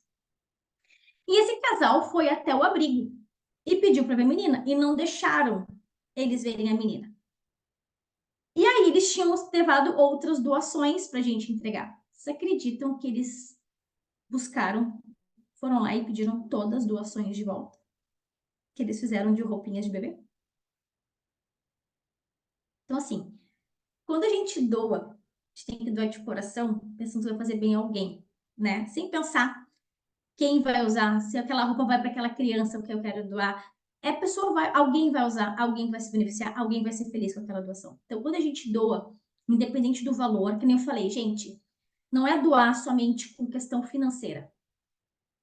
É doar compartilhando, né? Porque, gente, quem não puder doar, compartilha, alguém vai me ajudar. Ou é dizer assim, Ju, eu conheço tal pessoa que pode doar. Já manda a pessoa entrar em contato. Ô, Ju, eu sei de tal família que precisa de ajuda. Eu vou entrar em contato com essa família e vou atrás dessa família, que é o que eu tô fazendo, né? Ô, Ju, nossa, eu tenho vários prints legais de mensagens de tipo, Ju, vai dar certo, vamos lá, a gente tá contigo, eu tô divulgando, sabe? Então, essas mensagens já fizeram a diferença pro nosso dia e fizeram a diferença para a vida de alguém também. Então, se vocês podem continuar fazendo isso, continuem fazendo. Porque agora é a fase de ajudar as pessoas a voltarem para as casas, a comprarem roupas para poderem trabalhar, né? É comprar seus utensílios de trabalho, por exemplo, quem tem salão de beleza, quem tem alguma coisa. Esse é o sentido agora desse novo recomeço das pessoas, tá? E se vocês têm na região de vocês marcas gaúchas, comprem das empresas gaúchas para fortalecer as pessoas, né? Por exemplo, Gramado, que é uma região que a gente tem aqui que é altamente turística, acho que foi uns 200 hotéis que fecharam em Gramado, né? Muitas empresas já teve demissões porque estão fechadas, porque não tem nem por onde recomeçar. Então, se vocês puderem ajudar qualquer pessoa, seja doando, ajudando na higienização, levando um... eu sei que lá em tal bairro as pessoas estão limpando hoje e eu posso fazer sanduíche para alimentar essas pessoas, para elas não pararem de trabalhar dela, vai lá e faz isso. É doando. Qualquer coisa que vocês façam de coração, vocês já estão ajudando alguém. E isso para nós é muito importante, porque tem muitas pessoas ainda que estão precisando, tem muitas pessoas em abrigo ainda fora de casa também. Então, pessoal, eu não tenho palavras para agradecer vocês, né? Por estarem aqui, dedicando um pouquinho do tempinho aqui comigo para esse bate-papo, por terem topado essa nossa ideia. Com certeza vai ajudar muitas pessoas, com certeza, vocês podem ter certeza que vocês fizeram a diferença na vida de alguém, não tenham dúvidas disso, né? Mas como eu falei, a gente não sabe que a gente ajuda, mas se a gente ajuda de bom coração, isso que é importante, é que a gente possa ajudar sempre as pessoas, né? Então, sempre pensar em alguém, tá? Eu gosto muito dessa frase que ela diz, né? Vivemos com o que recebemos, mas marcamos a vida com o que damos, né? Então, exatamente isso, as nossas doações que a gente está fazendo a diferença na vida de alguém. Pode ser que a pessoa nem saiba que a gente existe, mas a gente vai fazer o dia dela um pouco melhor, né? Vai ajudar. E não, nunca desacreditem no tempo e na força da água.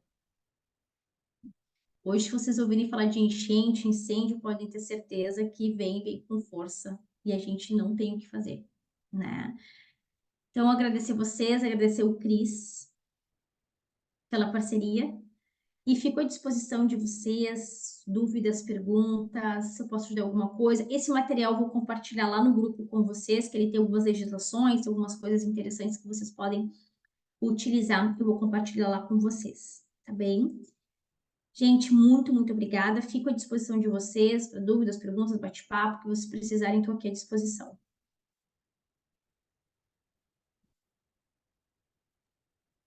Ju, obrigado, né? Na verdade, eu acho que também te agradecer em nome de todo Não, mundo que quem tem que agradecer colaborou. sou eu. Vocês não têm que agradecer nada. Então, pessoa tem que agradecer Não, alguma eu coisa, acho sou eu. que, na verdade, assim, vou compartilhar com você algumas coisas que eu escutei, né? E também foi um sentimento que eu tive quando eu estava voltando de um curso, aí vi as coisas acontecendo, vi uma postagem sua no Instagram, daí pensei, poxa, como que eu posso ajudar, né, de uma certa maneira? E, né, mais de 100 colegas fizeram doações, né, e aí Acho que foi outros muito compraram mais, agora né? essa aula nossa aí à noite. E muitos falaram que sentiam o desejo de ajudar, mas não sabiam como, né? Porque, como você mesma disse, infelizmente, nessas horas, em vez de todo mundo se ajudar, tem gente que faz malandragem, faz pix falso, e todo mundo se sente inseguro de como ajudar e não sabe um caminho, né? Felizmente, né, eu falo que acho que muito mais o povo brasileiro ajudou, né, do que qualquer outra coisa, mas eu agradeço a oportunidade da gente também, de uma certa maneira, não estando aí, você foi o nosso braço, né? Eu acho que esse trabalho de ter que engolir a própria dor, né? E, e ajudar quem também está na mesma situação ou pior, não é um trabalho fácil. Isso tem várias pessoas aí no Rio Grande do Sul fazendo isso e vão fazer por muito tempo, né? A gente não tem nem ideia de quando isso vai acabar. Talvez agora a televisão parar de falar, a gente que não mora aí, a nossa vida vai continuar, esquecemos, né? Tipo, vamos esperar a próxima tragédia para se comover, né? E não acho que seria esse o caminho, né? Esse é um fato importante que tu trouxe, porque realmente, tipo, eu não sei se para os outros estados ainda mostra o que está acontecendo aqui. Na nossa região local ainda mostra, né, o passo a passo, mas eu vejo que pararam de divulgar em outras regiões, né, o que aconteceu. Isso que tu trouxe ali no início, gente, o Rio Grande do Sul pegando fogo e o pessoal pensando em fazer Pix falso do estado, de doações. Gente, pelo amor de Deus, sabe? Mas o que eu aprendi, assim, a gente fala, o brasileiro não tem limites, o povo, né? Gente, aqui foi o povo pelo povo. Se não fosse o povo salvar, o povo alimentar, a nossa tragédia teria sido muito pior, muito pior. Então, aqui, eu parabenizar, né, todo mundo que ajudou aqui, foi uma atitude linda, e até mesmo quem trabalhou na linha de frente, né? Com certeza fez a diferença na vida de muita gente. Com Então, o certeza. brasileiro tem um bom coração ainda, dá para acreditar ainda no brasileiro. Tem muito brasileiro bom. Deixa eu só te fazer uma pergunta, Juliana. Agora é uma curiosidade minha, tá? Claro, De quem não está aí, não está vivendo essa situação toda. Por exemplo, em situações como essa, a gente já entendeu que o preparo não existia, de certa maneira, até mesmo legislação, essa questão toda está sendo construída, né, a partir da dor, né? Hoje, se a gente fosse imaginar, né, mudaria alguma coisa hoje se tivesse uma nova catástrofe? O governo, por exemplo, hoje, essas pessoas que estavam sem alimentos, com as doações hoje, isso já é suficiente para todo mundo que estão nos abrigos ou não, ainda falta comida para a população? Como que está esse aspecto aí? Porque nem você comentou. Eu imagino, né, que o tratamento de água, né, as estações de tratamento de água devem estar totalmente sobrecarregadas, não devem estar fazendo o trabalho. Fora que o encanamento das casas também, depois que melhorar, vai levar um tempão para descontaminar. Já tem alguma coisa nesse sentido, assim, de melhorar a infraestrutura, alguma coisa assim? então, quando a gente pergunta até nas entrevistas do governador, do prefeito de Porto Alegre, que pergunta, né, o que vai ser feito para não ocorrer novamente, ele diz que infelizmente não tem como ele controlar o tempo, mas que a Defesa Civil está trabalhando nos alertas, né? Só que trabalhar alerta, sabe, não é o suficiente trabalhar só alerta, porque foi alertado tudo que podia acontecer e aconteceu, né? Hoje os abrigos já estão mais organizados porque muitas pessoas já conseguiram retornar para suas casas, né? Então só ficou nos abrigos mesmo quem realmente não tem para onde ir, que não tem casa. Realmente a casa perdeu. Teve cidades, vocês devem ter visto lixo de cidades de Mussum, lá, Lajeado, que a água levou um bairro inteiro. Isso não tem onde morar. Então as pessoas continuam em abrigos. Hoje os abrigos já estão mais organizados, teve cadastros nos sites do governo, tanto do governo quanto aqui do município, né? que estão recebendo uma verba para isso. Então, hoje já tem verba direcionada para isso. Então, tipo, a gente não está trabalhando mais na linha de marmitas, porque os locais hoje já estão fabricando, tem alimentos para essas comidas. Então, marmita não precisa-se mais, tá? O que ainda precisa-se, né, que o governo não dá, é exatamente essas roupas, produto de higiene, que as pessoas ainda não têm, que a gente está ajudando ainda. E agora esfriou, né? Tava frio em Porto Alegre semana passada, então coberta, toalhas, até porque não tinham de higienizar toalhas, né? As pessoas chegavam muito embarradas. Então, isso a gente continua ainda. Medicamentos, né? E agora é aquela lista das pessoas que voltaram para suas casas, o que perderam. Ah, eu preciso de um liquidificador, eu sou confeiteira, eu preciso de um liquidificador, uma batedeira. Então, vamos lá, vamos direcionar para isso. Agora, o governo federal tá, os PIX que foram feitos para o governo, eles estão fazendo um. Quem tem cadastro pelo CEP da sua rua, tem o cadastro, que a casa foi atingida, está ganhando R$ 5.100, né? Algumas pessoas ganhando R$ 5.100. Algumas famílias que estão abrigando desabrigados também estão dando ajuda de custo. Mas, gente, para quem perdeu tudo, R$ 5.000 não. Né? Claro, ajuda, mas você não consegue construir a tua casa do zero. E nesse caso, por exemplo, hoje, até para que as pessoas que estão nos escutando aqui, né, que vão ver a gravação, nem você comentou, as pessoas estão precisando de roupa, de cobertores. Qual seria o caminho mais adequado para fazer essas doações, assim, de uma forma que já existe uma central que está organizada nessa logística? Aqui tem, mas o que as pessoas estão fazendo, tá? Que foi o caso das cestas básicas, que nem a empresa falou, Ju, a gente quer mandar cesta básica, mas a gente sabe que essa cesta básica de repente vai se perder no caminho e a gente quer que cheguem pessoas que precisam. Estão mandando para o meu endereço. Então, essas cestas básicas chegaram na casa da minha mãe, que eu não estava em casa, né? Foram para casa da minha mãe, as 120 cestas básicas, né? Então, as pessoas estão direcionando para o meu endereço. Tipo assim, que nem eu precisava de uns medicamentos, precisava de uns suplementos, uma empresa de São Paulo, de Piracicaba, mandou também para minha casa. Daí mandam para minha casa, para o meu endereço, porque eu já sei quem precisa, né? Tipo assim, a Ju, teve uma menina que mandou, Ju, eu quero adotar uma família, né? Me diz qual família que precisa, que eu quero ajudar a comprar alguns utensílios. Aí eu dei o contato de uma pessoa que eu sei que perdeu tudo, e eles adotaram, e tudo que a pessoa pediu, comprou. Que nem teve o caso agora de uma esteticista que perdeu tudo, produto de trabalho. Aí eu tenho uma esteticista amiga minha de São Paulo, que entrou em contato comigo, Ju, eu quero fazer uma liga da estética para ajudar. E aí eu passei contato da esteticista, ela fez um curso também, tipo esse online, arrecadou verba e ajudou a menina a montar de novo o consultório dela. Então a gente já consegue direcionar esses momentos assim, Ju. A gente tem roupa, tem uma amiga minha, Ju, eu consegui muita roupa de criança, quero mandar para aí, manda para o meu endereço, vai chegar no meu endereço, eu vou direcionar para as famílias que eu sei que tem crianças de faixas etárias para poder, né, direcionar e chegar em pessoas que realmente a gente sabe, né, que eu sei que precisam. Olha, eu acho que isso é importante para a gente ter uma noção também de como podemos ajudar aí, né, nessa fase em que. Qualquer dúvida pode entrar em contato diretamente comigo, que nem, por exemplo, teve uma empresa também de São Paulo, que disse, Ju, a gente conseguiu arrecadar uma verba financeira, a gente quer doar para um lugar. A gente queria muito doar para ti, tu direcionar, mas por questões de doação, a gente precisa que seja CNPJ, né? Que seja o CNPJ que esteja na linha de frente. Então, tem o Amparo da Cruz aqui, que é um amparo que a gente sabe que trabalha. Todo dia eu falei com o padre do local, disse, padre, sou Juliana, tarará, a gente tem uma empresa que vai fazer uma doação de tanto, mas eu preciso, né, do CNPJ, preciso depois que o senhor comprove os custos, tarará. Ele me mandou e hoje eles conseguiram, a empresa conseguiu juntar R$ 13.000 para mandar para esse amparo, que ainda está com pessoas abrigadas. E esse dinheiro, ele se vai comprar, a prioridade são camas para as pessoas voltarem para suas casas. Camas, que as pessoas não têm colchão, né?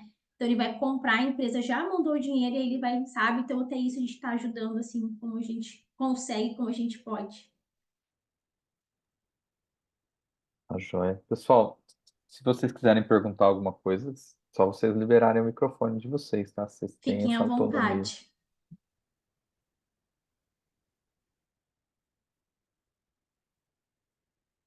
O pessoal também envergonhado.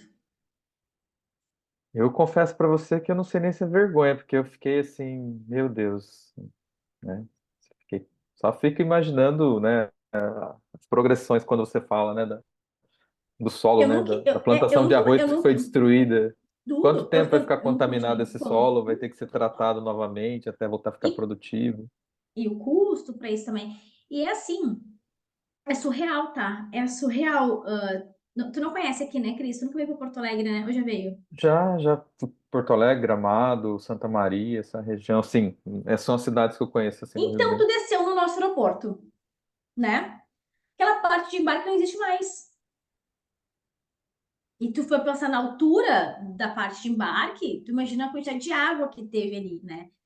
Então, quando eu digo, gente, uma coisa é a gente olhar foto, mas quando eu vi a água, eu fiquei assim, sabe? Quando tu fica chocado, tu fica olhando assim. E agora, quando a gente vai nos lugares, tu vê a marca d'água, eu fico assim, gente, não pode ser possível isso. O quanto que essa água subiu. Tem lugares que a água chegou a 3 metros, 5 metros de altura, né? Então, tipo, a empresa do meu marido, por exemplo, foi mais de 2 metros de altura que a água chegou. Perderam tudo, tudo. Porque, que nem eu falei, a água vai subir, tá, vamos levantar o computador, botar um pouquinho acima, mas não chegar a 2 metros de altura, né? Então, tem isso que a gente vê. Então, quando a gente presencia, nossa, é muito diferente de ler. É surreal. Como eu falei, quando eu comecei nos abrigos, assim, nossa, eu saí destruída, eu saí chorando. Eu tenho amiga, eu comecei a conversar com umas amigas de psicólogo e digo assim, pelo amor de Deus, eu preciso conversar com alguém.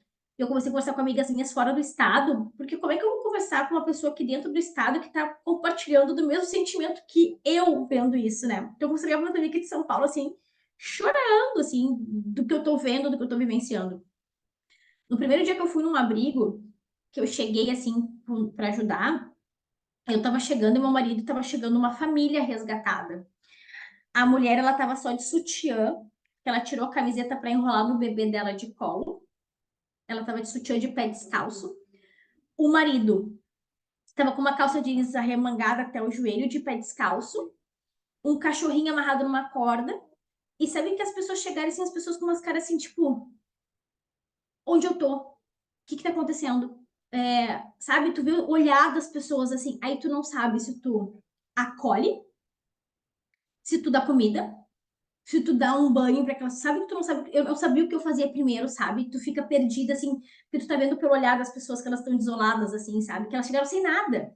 Algumas chegavam ainda com uma mochila, conseguiu, eu consegui pegar uma mochila e vim com uma mochila. Outras eram sem nada, que nem essa família, sem nada, nada, nada. E aquela mulher com aquela de sutiã com aquela criança assim, e tu olhava para ela, tu via que ela sabe assim, ela não sabe o que fazer, né?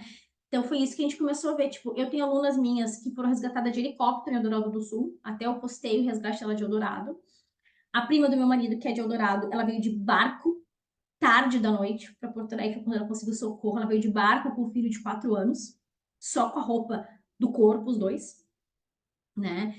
Então, assim, são situações que tu nem sabe por onde começar a ajudar as pessoas. Tu não sabe que tu não sabe o que falar para a pessoa?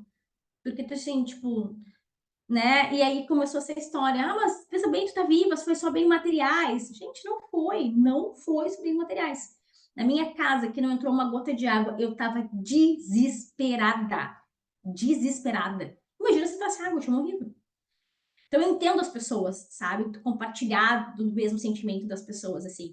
E que nem eu falei, as pessoas mandam áudio assim pra mim, Ju, da outra vez que entrou um pouquinho de água na minha casa, eu tinha meu emprego. Eu trabalhei e comprei de novo. Agora eu não tenho, porque a água entrou na empresa que eu trabalho. A empresa que eu trabalho é embaixo d'água. Não tem nem por onde começar.